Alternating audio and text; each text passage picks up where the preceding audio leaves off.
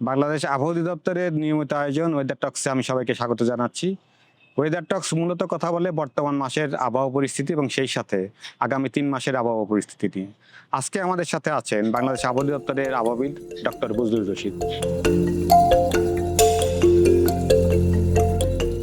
আমরা জুন মাসে তো দেখলাম যে বৃষ্টিটা প্রায় ৩০% কম হয়েছে। এটা আমাদের ফোরকাস্টে ছিল যে বৃষ্টিটা কম হবে এবং আমরা বলেছিলাম যে মূলত যেটা হবে সেটা হলো এল নিনোর একটু প্রভাব থাকবেই এবং এল নিনো আমরা দেখছি বেশ শক্তিশালী অবস্থানে রয়েছে। সেই সাথে আরো আমরা যেটা দেখলাম যে যদিও বাংলাদেশের উপরে মনসুনটা প্রায় সঠিক সময়েই সেট হয়েছে, কিন্তু তারপরেও মনসুনের যে অগ্রগামিতা অর্থাৎ সারা উপমহাদেশে যেভাবে ছড়িয়ে পড়ার কথা সেভাবে কিন্তু ছড়িয়ে পড়েনি এবং বাংলাদেশে আমরা দেখলাম যে মনসুনের যে অ্যাক্টিভিটিসটা সেটা কিন্তু তুলনামূলকভাবে কম সক্রিয় ছিল। আমরা এই জুলাই মাসে আসলে কেমনটা আশা করছি? হ্যাঁ, জুলাই মাসে কিছুটা চেঞ্জ হবে মনে হচ্ছে, যেটা আমরা জুন মাসে দেখলাম ৩০% বৃষ্টি কম হয়েছে, কিন্তু ৩ তারিখে সাগরে একটা লঘুচাপ হতে পারে এবং এটা হয়তো ৪-৫ তারিখে এটা আরো ইন্টেন্সিভ হয়ে নিম্নচাপ হতে পারে এবং এর প্রভাবে বেসিক্যালি বৃষ্টিটা হবে এবং এই বৃষ্টিটা বেসিক্যালি দক্ষিণ অঞ্চল খুলনা, বরিশাল, চট্টগ্রাম, সিলেট এইসব জায়গায় ভারী থেকে অতি ভারী বৃষ্টির সম্ভাবনা রয়েছে। হয়তো আমরা ৪-৫ তারিখে আমরা সাগর উত্তাল হয়ে যাবে।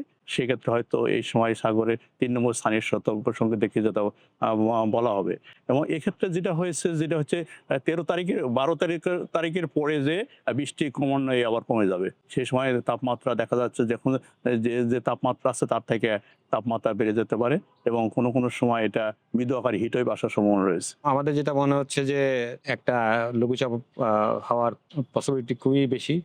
সেই সাথে আরো একটা জিনিস আমাদের খেয়াল রাখতে হবে যে সাধারণত জুলাই মাসে যেসব লঘুচাপ তৈরি হয় সেটা সাধারণত উড়িষ্যা এবং ওয়েস্ট বেঙ্গল কোস্টের দিকে যায়। তা আমার মনে হয় এটাও সেটা যাবে এবং অবশ্যই এটা দক্ষিণাঞ্চলে বৃষ্টিটা হ্যাঁ স্যার, ঠিকই বলেছেন যে মেন বৃষ্টিটা দক্ষিণ অঞ্চলে বেশি হবে এবং যেটা হচ্ছে আপনার উত্তর অঞ্চল বিশেষ করে রংপুর, ময়মনসিংহ, রাজশাহী এইসব জায়গায় তুলনায় অনেক কম বৃষ্টি হবে। তবে যেটা যদি আমরা একটু দীর্ঘমেয়াদী কথা চিন্তা করি যে পরবর্তী আপনার আগস্ট সেপ্টেম্বর মাসে কিরকম বৃষ্টি হতে পারে। যেহেতু এল নিনোটা আসলে জুলাই আগস্ট সেপ্টেম্বর মাসেও এর শক্তিশালী পজিশনে থাকবে, এর প্রভাব যেহেতু একটা রয়েছে, আমার মনে হয় যে এর প্রভাব অবশ্যই আগস্ট এবং সেপ্টেম্বর মাসের বৃষ্টিপাত এবং তাপমাত্রার উপরও পড়বে। আসলে এটা বড় এরিয়ায় সাধারণত হয় যে পুরো উপমহাদেশে এটা একটা প্রভাব পড়ে, আর তার কিছু অংশ হয়তো বাংলাদেশেও প্রভাব আমরা পড়তে যেটা পারে। দেখুন এল নিনোর প্রভাব শুধু আপনার আগস্ট সেপ্টেম্বর অক্টোবর না, এটা আপ টু ডিসেম্বর পর্যন্ত দেখা যাচ্ছে স্ট্রং থাকবে। সেক্ষেত্রে হয়তো আপনার যে নেক্সট যে উইন্টার আছে এবং ২৭-এর যে আপনার সামার আসবে সেক্ষেত্রেও হয়তো এর একটা বড় একটা ইম্প্যাক্ট পড়ার সম্ভাবনা রয়েছে। সেটা তো রয়েছে। তার আগে আমরা যদি দেখি যে আগস্ট এবং সেপ্টেম্বর মাসে যে বৃষ্টিপাতটা হওয়ার সম্ভাবনা আছে, আমরা তো বলেছি যে আগামী ৩ মাস স্বাভাবিক বৃষ্টিপাত হওয়ার একটা সম্ভাবনা আছে। তো সেক্ষেত্রে আমার মনে হয় যে আগস্ট মাসেও স্বাভাবিক, তবে আমরা সেপ্টেম্বর মাসে কিছুটা কম বৃষ্টিপাতের সম্ভাবনা দেখতে পাচ্ছি স্বাভাবিক। আরেকটা জিনিস যেহেতু বর্ষাকালে এই সময় মৌসুমী নিম্নচাপ হয়, আমরা আশা করছি হয়তো এই জুলাই মাসে হয়তো একটা মৌসুমী নিম্নচাপ হবে।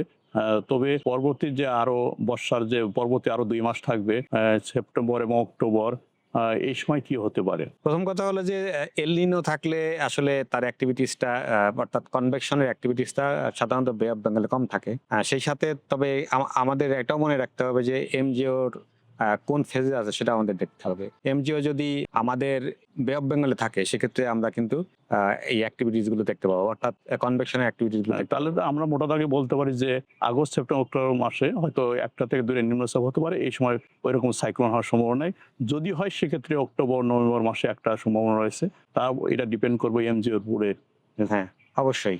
তো আজকের আলোচনা থেকে আমরা যেটা বুঝতে পারলাম যে আগামী ৩ মাস যে কোনো সময় ভারী বৃষ্টিপাতের একটা সম্ভাবনা রয়ে গেছে এবং সেই সাথে পাহাড়ি অঞ্চলে পাহাড় ধস, শহর অঞ্চলসমূহে পানি জমে যাওয়ার একটা সম্ভাবনা থেকে যাচ্ছে।